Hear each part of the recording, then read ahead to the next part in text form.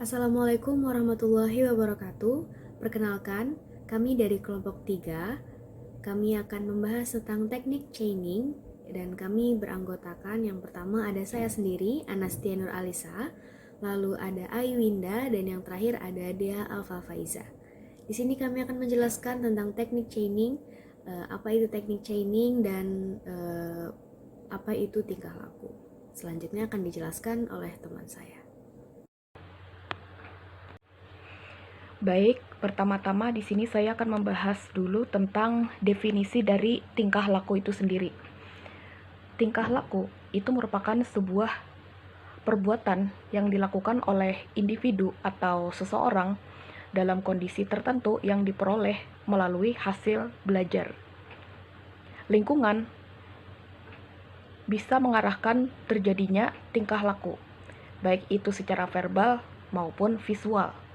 Biasanya, ini dilakukan dengan cara modeling atau dengan adanya prior knowledge, pengetahuan atau pengalaman yang sudah dialami sebelumnya, yang bisa disebut sebagai antecedent, karena terjadi sebelum tingkah laku.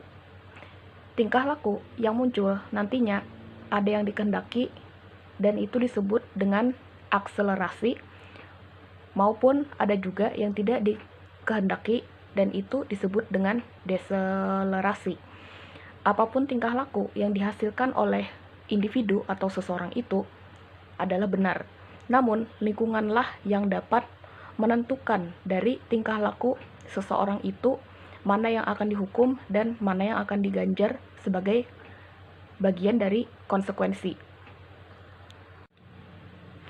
Selain dari definisi tingkah laku yang secara umum dipaparkan tadi, adapun bentuk-bentuk perilaku menurut beberapa para ahli. Di antaranya perilaku menurut Schaef, Bogardus, Lapierre, dan Gordon Allport. Kemudian perilaku menurut teori dari Frederick Herzberg, dan kemudian teori perilaku menurut Patty Cockapio. Yang pertama itu adalah perilaku menurut Schaef, Bogardus, Lapierre, dan Gordon Allport. Di dalam hal ini terdapat kelompok pemikiran dan juga sikap yang merupakan sebuah ancaman dari kesiapan dalam melakukan reaksi pada suatu objek dengan cara-cara tertentu. Dalam hal ini, itu bisa dikatakan bahwa adanya kesiapan yang dimaksudkan dalam hal ini dan merupakan kecenderungan yang potensial untuk bereaksi dengan cara tertentu apabila seseorang itu dihadapkan pada suatu stimulus yang menghendaki adanya sebuah respon yang dilakukan. Kemudian yang kedua, pengertian perilaku menurut teori Frederick Herzberg. Sama halnya seperti teori yang sudah diungkapkan oleh Maslow, Herzberg, di mana di dalam studi yang dia lakukan, dia mengembangkan konsep-konsep motivasi, yang mana itu merupakan penentu utama dari munculnya motivasi, yaitu sebuah kondisi tempat kerja, upah kualitas pengawasan, dan juga pengakuan, promosi, dan juga peningkatan profesionalisme. Kemudian yang terakhir, teori perilaku menurut Patty Cockapio. Dalam hal ini, perilaku merupakan sebuah evaluasi umum yang dibuat oleh manusia terhadap dirinya sendiri dan juga melalui sebuah objek atau sebuah isu yang telah dilakukan. Setelah kita membahas tentang definisi-definisi dari tingkah laku, baik itu secara umum, kemudian menurut para ahli, kemudian kita akan membahas tentang faktor-faktor yang mempengaruhi dari tingkah laku itu sendiri. Faktor-faktor yang mempengaruhi dari tingkah laku itu bisa berupa faktor biologis, faktor sosiopsikologis, sikap, faktor emosi, dan komponen kognitif. Untuk yang pertama, kita akan membahas tentang faktor biologis dulu. Di dalam faktor biologis, perilaku manusia akan sangat mempengaruhi dan juga dengan dan juga dengan situasi serta lingkungan di mana dia berada. Interaksi psikologi sosial juga cukup mempengaruhi tingkah laku dan perilaku seseorang. Contohnya saja ketika kita merawat anak dan juga adanya motif biologis lain yang dapat mempengaruhi perilaku manusia. Kemudian yang kedua, faktor sosiopsikologis. Di dalam faktor ini terdapat sebuah komponen emosional dari kehadiran faktor sosiopsikologis pada seseorang. Komponen yang satu ini berkaitan dengan komponen kognitif dan juga kehadiran aspek intelektual manusia. Komponen yang satu ini juga berpengaruh pada kebiasaan dan juga kemauan individu untuk melakukan berbagai tindakan.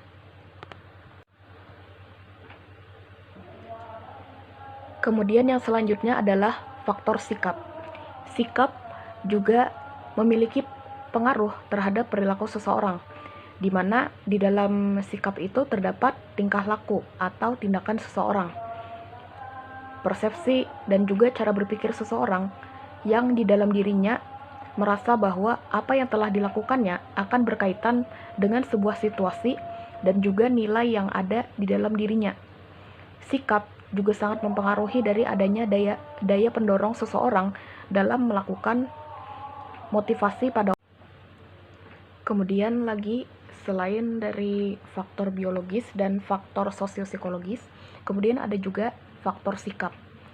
Sikap juga sangat mempengaruhi perilaku seseorang, di mana di dalam sikap tersebut terdapat tingkah laku atau tindakan seseorang, persepsi dan juga cara berpikir seseorang yang di dalam dirinya merasa bahwa apa yang sudah dilakukannya akan berkaitan dengan sebuah situasi dan juga nilai yang ada di dalam dirinya. Sikap juga sangat mempengaruhi dari adanya daya pendorong di dalam diri seseorang dalam melakukan motivasi pada orang lain yang ada di sekitarnya. Sehingga dalam hal ini juga bisa menimbulkan sebuah pengalaman yang cukup baik. Kemudian selanjutnya ada faktor emosi. Hal yang satu ini akan berpengaruh pada tingkah laku atau perilaku seseorang, di mana faktor emosi ini yang membuat mood itu mempengaruhi segala hal yang kita lakukan. Kemudian terjadi perubahan persepsi dalam stimulus dalam merangsang alat indera. Untuk intensitasnya sendiri memang tergantung dari orang tersebut. Bisa dalam skala ringan, namun bisa juga dalam skala yang cukup kuat.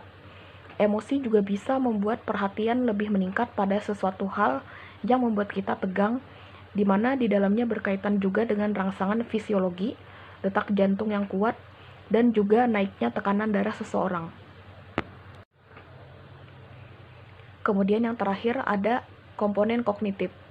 Untuk faktor yang satu ini berkaitan dengan sebuah kepercayaan seseorang, di mana komponen kognitif dalam sikap merupakan sesuatu hal yang ada di dalam keyakinan, serta sesuatu yang membuat kita membenarkan atau tidak membenarkan. Kepercayaan ini juga bisa menimbulkan sebuah sikap perspektif seseorang dalam menentukan sikapnya pada orang yang ada di sekitarnya. Mungkin itu saja yang bisa saya jelaskan, dan mungkin seterusnya akan dijelaskan oleh teman saya. Baik, di sini saya akan melanjutkan presentasi dari teman saya sebelumnya. Di sini saya akan menjelaskan tentang teori insting. Insting merupakan perilaku yang innate atau perilaku bawaan, dan insting akan mengalami perubahan karena pengalaman. Selanjutnya ada teori dorongan. Teori ini berpendapat bahwa organisme ini mempunyai dorongan-dorongan atau drive tertentu. Dorongan-dorongan ini berkaitan dengan kebutuhan-kebutuhan organisme yang mendorong organisme berperilaku. Yang kedua ada teori insensif, yaitu teori ini berpendapat bahwa perilaku organisme disebabkan karena adanya insentif.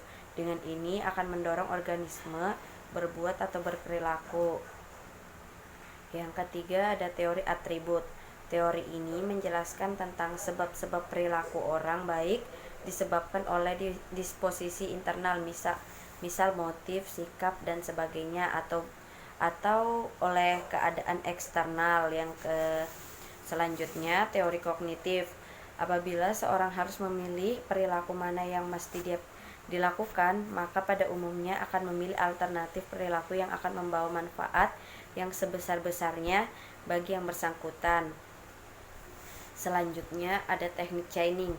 Teknik chaining ini merupakan salah satu bentuk dari behavior modification yang merupakan salah satu teknik dalam pendekatan behavioristik berfungsi untuk mengubah perilaku maladaptif. Jenis-jenis teknik chaining yang pertama ada forward chaining, ya adalah perilaku sederhana dalam rantai diajarkan sesuai urutannya dari depan. Yang kedua ada backward chaining, yaitu perilaku sederhana diajarkan dari urutan yang paling belakang. Jika kita ingin mengajarkan cara sikat gigi, kita mengajarkan dari urutan yang paling belakang. Total task chaining ini keterampilan yang diajarkan sama dengan forward chaining dari depan, yang merupakan variasi dari forward chaining, tetapi semua langkah diajarkan sekaligus. Sekian dari saya, selanjutnya akan dilanjutkan oleh teman saya. Baiklah, di sini saya akan menjelaskan tentang karakteristik teknik chaining. Beberapa rantai perilaku terdiri dari beberapa komponen stimulus respon yang terjadi bersamaan dalam sebuah rangkaian yang berurutan. Nah, karena alasan ini, rangkaian perilaku sering disebut sebuah rantai stimulus respon. Setiap perilaku atau respon yang akan berganti menjadi sebuah stimulus diskriminan pada respon berikutnya di dalam rantai perilaku tersebut. Nah, jadi yang pertama ada discrete response, yaitu sebuah rantai perilaku melibatkan kinerja dari serangkaian spesifik. Lalu yang kedua ada conditioned reinforcement. Di sana kinerja setiap perilaku dalam urutan perubahan lingkungan yang sedemikian rupa sehingga menghasilkan conditioned reinforcement untuk respon sebelumnya dan berfungsi sebagai stimulus diskriminatif untuk respon berikutnya. Lalu yang terakhir ada urutan dekat sementara. Jadi di sini respon dalam rantai perilaku harus dilakukan dalam urutan tertentu. Nah, biasanya dalam urutan dekat sementara. Lalu yang selanjutnya ada tahapan atau langkah-langkah pelaksanaan teknik chaining. Di sini ada 3 langkah pelaksanaan teknik chaining. Yang pertama ada pencarian stimulus yang memicu masalah. Dalam kegiatan ini, konselor mengarahkan konseli untuk membahas atau membicarakan tentang perasaan dan apa saja yang konseli rasakan serta yang sedang dialami oleh konseli. Lalu langkah yang kedua, di sana ada mencermati bagaimana permasalahan yang berkaitan dan membentuk perilaku konseli. Pada isi kegiatan ini mencari penyebab terjadinya perilaku yang tidak diinginkan, kemudian memulai memberikan respon untuk bisa mengurangi atau merubah perilaku yang tidak diinginkan. Langkah yang terakhir yaitu bergerak untuk mencari solusi agar perilaku yang tidak diinginkan tidak muncul lagi dalam diri konseli. Nah, dalam kegiatan ini, konselor memberikan nasihat atau dukungan yang kuat kepada konseli berupa hal-hal yang positif demi menghilangkan sikap yang tidak diinginkan pada diri konseli. Tahapan-tahapan dalam teknik chaining di sana ada tahapan awal. Tahapan awal di sana kita akan menyampaikan tujuan di pertemuan pertama untuk menciptakan suasana yang aman, nyaman antara konselor dan konseli. Lalu di sana juga kita menggali masalah mengenai masalah yang dialami oleh siswa. Lalu juga menjelaskan apa itu teknik chaining kepada konseli, lalu mengarahkan konseli tentang bagaimana melaksanakan teknik tersebut. Lalu kita akan menjelaskan metode konseling yang akan dilaksanakan pada pertemuan pertama. Lalu ada kegiatan. Yang pertama ada pra-konseling. Di sana kita akan menggali data, mengumpulkan data serta permasalahan siswa atau konseli, lalu akan melaksanakan proses konseling untuk menyiapkan ruangan konseling dan juga mempersiapkan diri untuk melakukan proses konseling. Lalu dalam proses konseling di sana ada pembukaan, lalu di sana peneliti akan menjelaskan tujuan layanan konseling itu, lalu juga menyampaikan beberapa tata tertib, membuat kesepakatan waktu, membuat kontrak kesediaan mengikuti proses konseling, dan juga masuk ke dalam kegiatan inti yaitu melaksanakan tahapan dan menggunakan teknik konseling sesuai teori yang dipilih baik secara tunggal maupun integratif. Lalu setelah itu kita akan menutup proses konseling. Di sana konselor dan konseli saling mengemukakan hasil dari kegiatan yang sudah dilakukan serta memberikan penguatan positif terhadap si konseli. Konselor memberikan tugas rumah kepada konseli berupa seberapa lama konseli itu bisa mempertahankan kebiasaan baru yang positif. Lalu yang terakhir ada pasca konseling.